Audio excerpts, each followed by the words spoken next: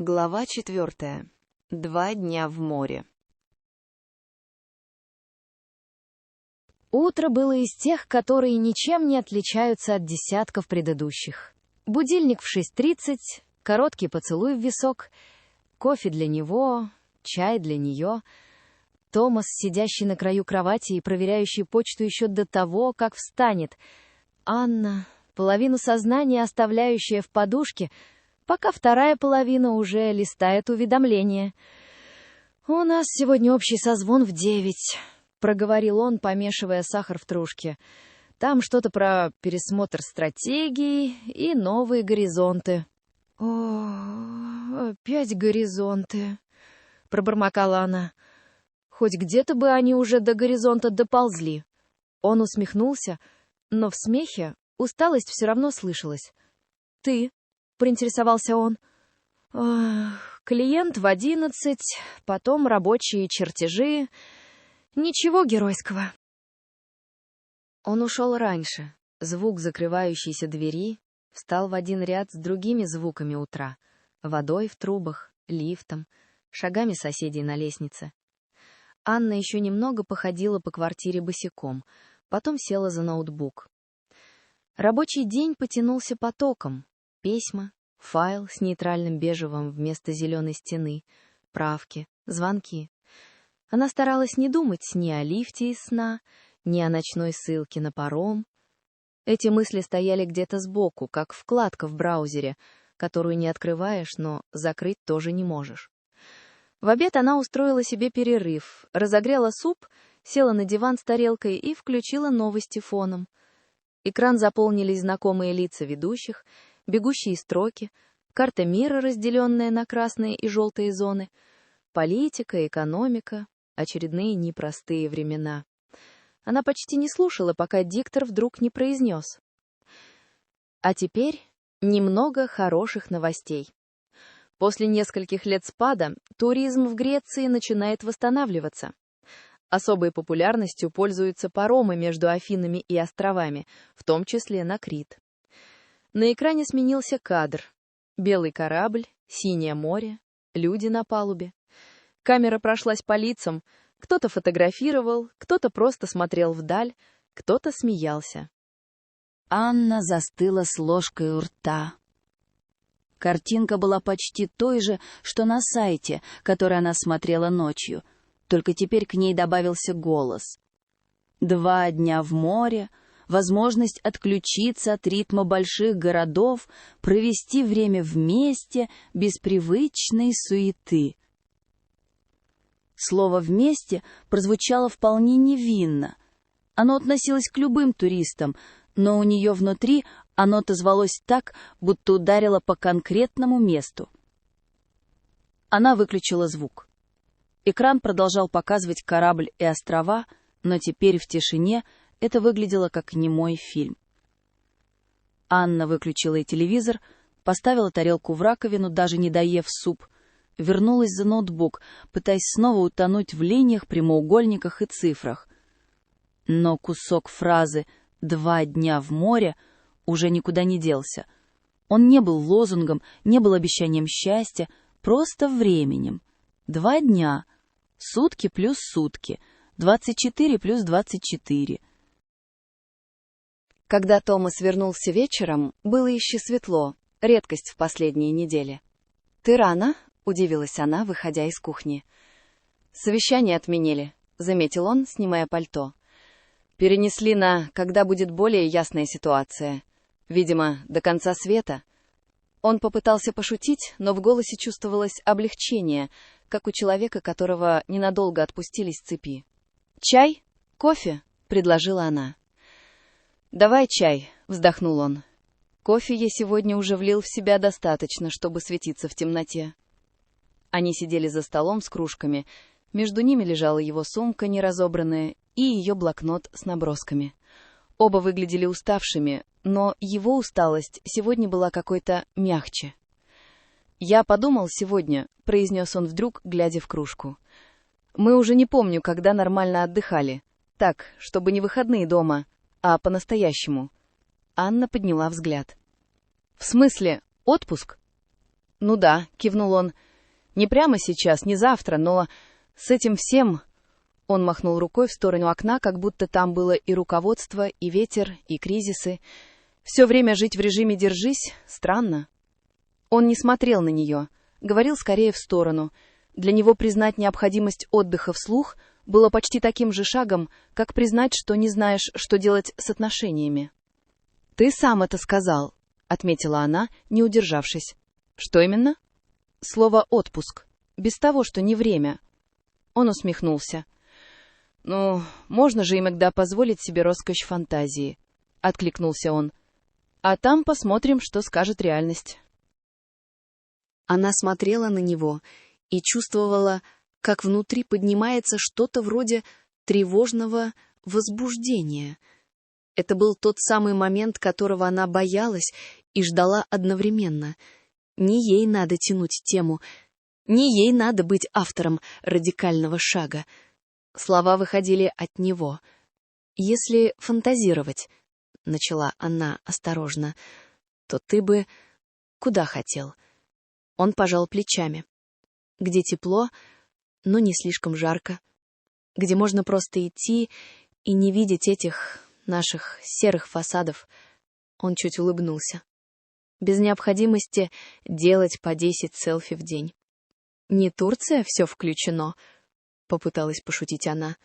«Боже упаси!» — фыркнул он. «Я там умру на 3-й день от вида шведского стола». Она улыбнулась. Легкость в разговоре была редкой гостьей, и ей не хотелось сейчас ее спугнуть. «Я тут недавно наткнулась на одну вещь», — произнесла Анна так буднично, как могла. «Паром из Афин на Крит». «Паром?» «Да. Не 2-недельный круиз с анимацией, а просто 2 дня в море. Ты едешь, точнее, плывешь из точки А в точку Б. Между ними только вода и палуба». Она специально говорила про логистику, а не про закаты. «Афины, Крит», — повторил он. «Далековато от Гамбурга». «Есть самолеты», — пожала плечами она. «Гамбург, Афины — это уже логистика, а не подвиг». Он задумался, крутя в руках кружку. «Почему именно Крит?» — заинтересовался он через несколько секунд. «Не знаю», — честно ответила она. «В детстве я листала атласы с фотографиями Греции. Белые домики, море. Крит — просто одно из тех названий, которое застряло. Да и там вроде не слишком пафосно».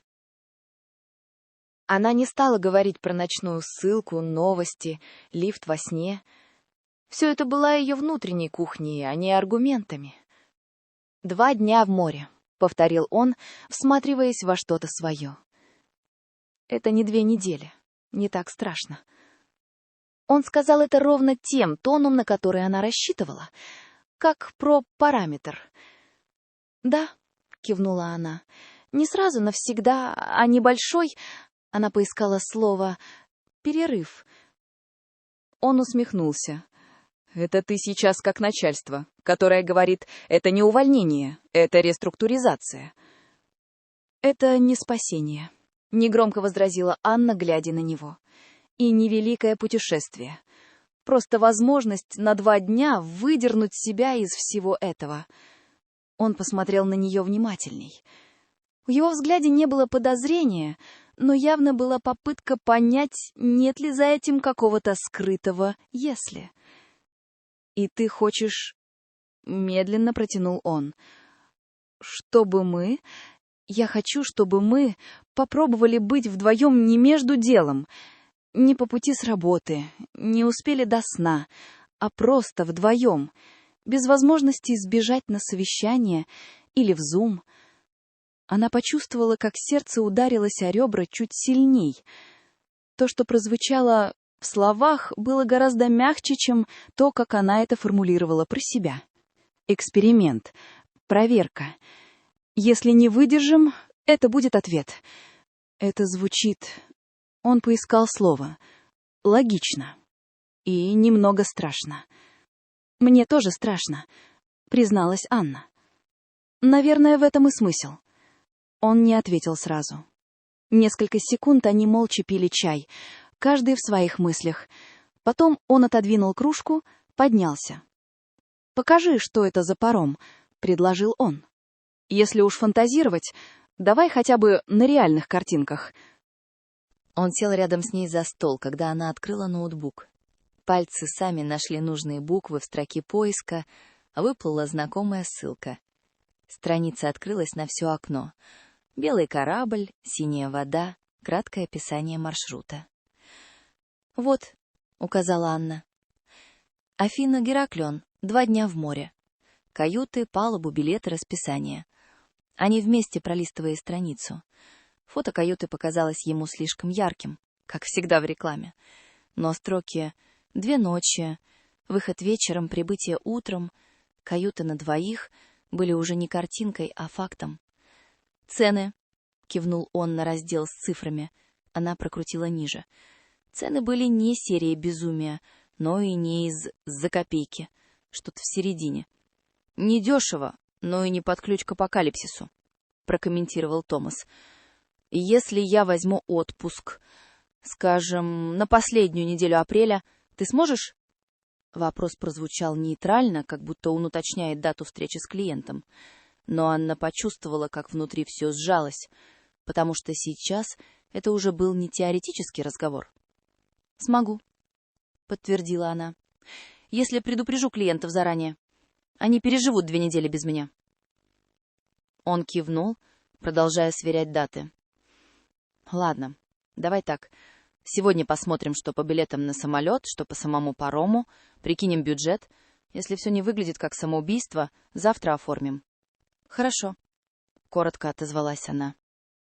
Слова «завтра оформим» прозвучали почти спокойно, но под этой спокойной формулировкой шла волна, и если они это сделают, отступить назад уже не получится. Без того, чтобы не признать, они испугались собственной идеи. Они еще немного посидели за ноутбуком, уточнив детали маршрута: Гамбург, Афины, пересадка, ночевка, день в Афинах, потом паром. На каком-то моменте Томас сказал: «2 дня в море — это правда не так уж страшно. Всего 2». И эта фраза оказалась почти буквальной подписью к тому, что в голове у Анны называлось «эксперимент». Позже вечером, когда он ушел в душ, она вернулась к ноутбуку и снова открыла ту же страницу. В верхней части сияла кнопка «Забронировать». Она провела курсором по ней и остановилась, не нажимая. «Если мы туда поедем», — подумала она, почти чувствуя вкус этих слов во рту, «назад уже нельзя будет сделать вид, что все это просто усталость и расписание. Это будет уже не так сложилось, а наш сознательный шаг». Мысль была не про романтику, не про вторую жизнь. Скорее про то, что они сами подтолкнули камень с вершины. Дальше он покатится как-то, но уже не останется на месте. Томас вышел из ванной, вытирая волосы полотенцем.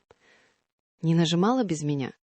Улыбнулся он немного криво, увидев страницу. «Нет», — ответила она, — «я жду твоего инженерного одобрения». «Тогда давай завтра», — заключил он, — «на свежую голову. Сегодня я могу нажать что угодно, лишь бы оно означало отменить совещание». Он поцеловал ее в макушку, прошел мимо в спальню. Она закрыла крышку ноутбука, но ощущение, будто кнопка «Забронировать» продолжает светиться где-то у нее под кожей, осталось. Ночью, лежа рядом с ним в темноте, она прислушивалась к его дыханию и к своим собственным мыслям. Внутри все было неспокойно, как море перед штормом, когда с виду еще гладко, но волна уже собирается. Решения формально еще не было, но линия, за которой паром был просто картинкой, а отпуск — абстракцией, уже оказалась позади.